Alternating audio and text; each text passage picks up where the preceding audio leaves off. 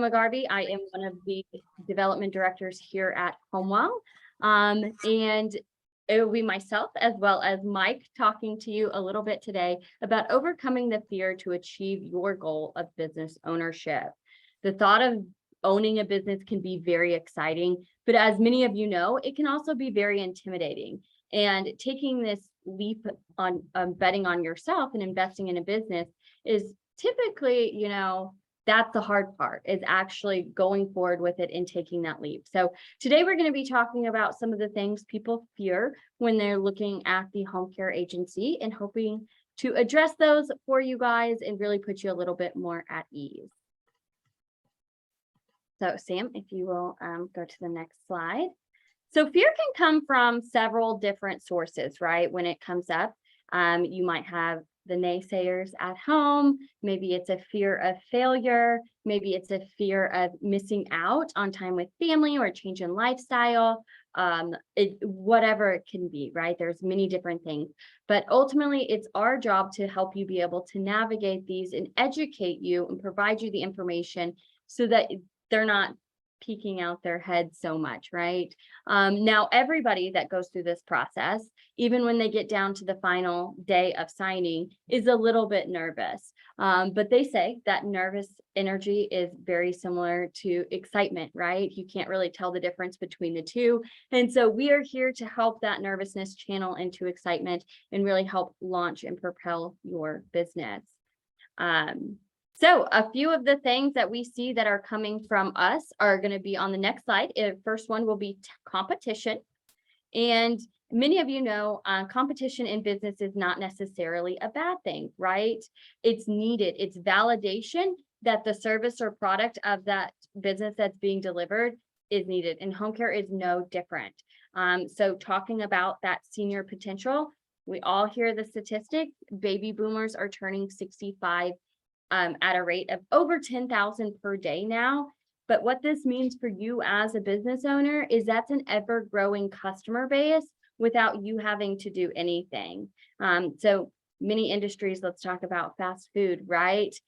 You have to create a new product or a new service to be able to attract more customers. Right now, or last year, I guess it was when they did the chicken sandwich, right? That's the easiest one. Everybody had to figure out, is Chick-fil-A sandwich better than Popeyes? And then McDonald's got in there and introduced a new chicken sandwich, and it was all over, right? So here at HomeWell, you're not having to, or in the home care industry, create different services. There's just a need for them, and it's ever growing simply because we cannot stop time. Now, it is a misconception that in home care, you need hundreds and hundreds of clients to have a really successful business. And that's just simply not true. We do a financial overview with you guys and really educating you what that break-even point looks like and actually how many caregivers or clients you would need to get there. And likewise is now the caregiver crisis. Now, of course, in order to be able to service demand, the next fear is being able to staff it. We are in a weird time of the world where we're in that labor shortage, right? Nobody can seem to find enough employees.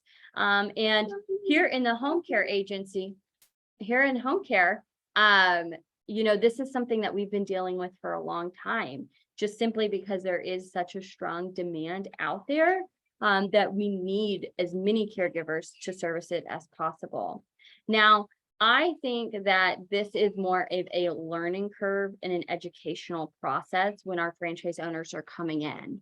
If you are getting to the point of validation or speaking with our franchise owners or haven't got there, I encourage you to hang on to that point because they will validate the caregiver crisis. One, that it's a thing, right? We all want more employees, but two, that they're still able to grow and continue to grow their business and staff it. The more that you speak to people that have been in our system longer, this isn't quite as an issue as people maybe that are entering first thing. It's a learning curve. It's something that we educate you on. We have programs around. They spent 7 hours yesterday in our core training, learning specifically about attracting and recruiting. So in retention. So We want to make sure that we're providing you guys with all the tools and the resources to keep that pipeline full in order to build a strong and steady caregiver bench. Now, many people blame the caregiver crisis on rates or pay, but that's not the whole story. Caregivers are looking for many things within an agency, including a schedule that matches theirs. So one of the things that we are seeing is more of our owners are scheduling according to the caregiver's needs and not necessarily the clients, right? They go into the home, they're like, okay, Mr. Smith, you need 4 hours, 5 days a week. We have a caregiver that's available during this time, versus saying, hey, Mr. Smith, what times are most convenient for you? Because it probably ultimately doesn't really matter as long as it's not 1 to 4 in the morning, right? They just know that they need that help. And so by scheduling it according to that caregiver needs, you're able to match it better. They also care about training and recognition. They want to be seen for what they do. What they do is a low wage employee and they do hard work.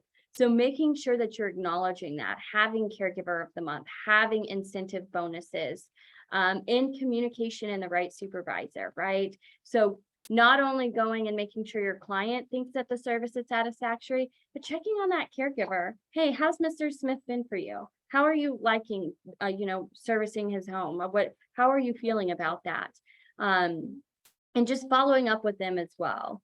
According to the Home Care Pulse benchmarking study, actually 88% of caregivers say that the desire to help people is what's attracted them to the profession.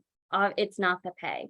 So it is one of those things that's higher, it's a business that is more conducive to a higher turnover rate, but we're still significantly lower than something like the restaurant industry. So we here at HomeWell, we have brand programs to help you with the topic. We want to educate our franchise owners. We know it's an issue. We're not turning a blind eye to it. We're going to help you the best that we can during this caregiver crisis. But ultimately, there is no silver bullet. It is just a learning curve, and we're here to support you through every step of the way. Now, for the next few, I'm actually going to turn it over to Mike. He's another development director here with HomeWell. Awesome. Well, welcome everybody and afternoon. Happy Friday. Thank you, Christina. And just to piggyback on a little bit about the caregiver, it is real. But as Christina said, as you continue to go through the process and when you get a chance to talk to our owners, it is not a huge part of what they do on a daily basis. Are they consistently doing it? Yes. And our best owners are consistently recruiting and keeping those caregivers engaged. But like any business, you need to do that with all of your employees. And this business is no different than any other business out there where employee retention is key, whether it's in corporate America or in small business like HomeWell here. So those are some great stats. Thanks, Christina. And to kind of piggyback on that, again, one of the topics that does get covered a lot are state regulations. The home care industry is unique in the sense that it's not uniform across the country.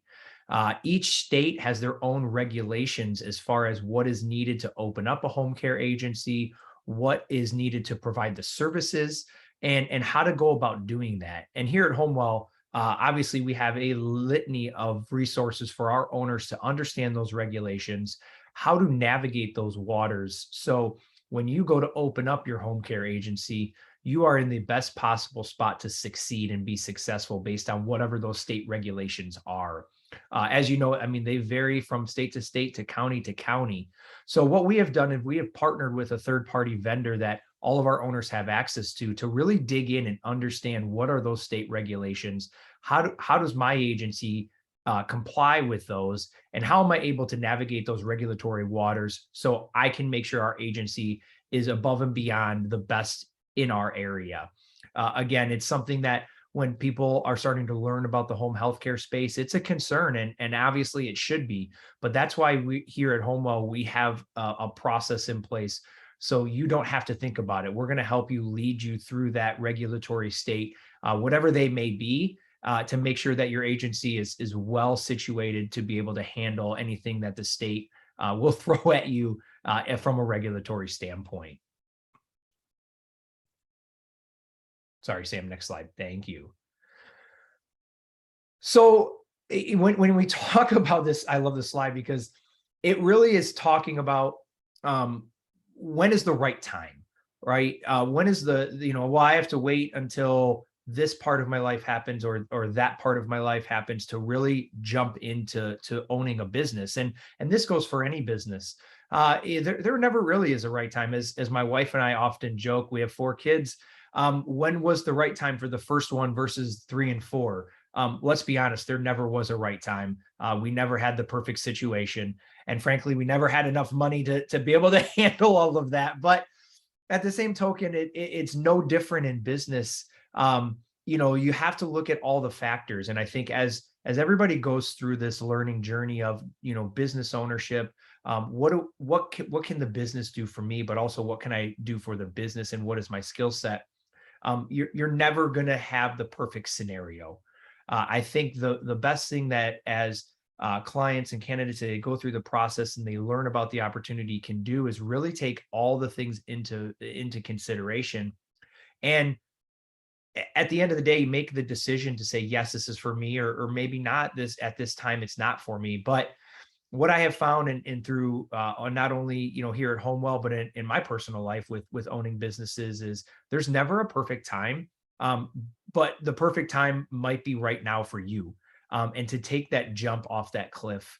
And again, here at HomeWell, we're going to help you be successful. Our goal is to help you open your agency in the most successful manner, most successful manner, and really allow you to use your skill set to help grow your business to as big as you want it. And our role here is to help you kind of navigate those waters to make sure that you're as successful as can be.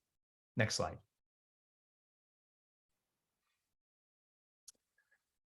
So yeah, I mean, that's really the end of our presentation today, guys. I mean, those are really the biggest questions that we get. Obviously, I think a valuable part of these webinars is with just a few of us on the phone here is to open it up for questions.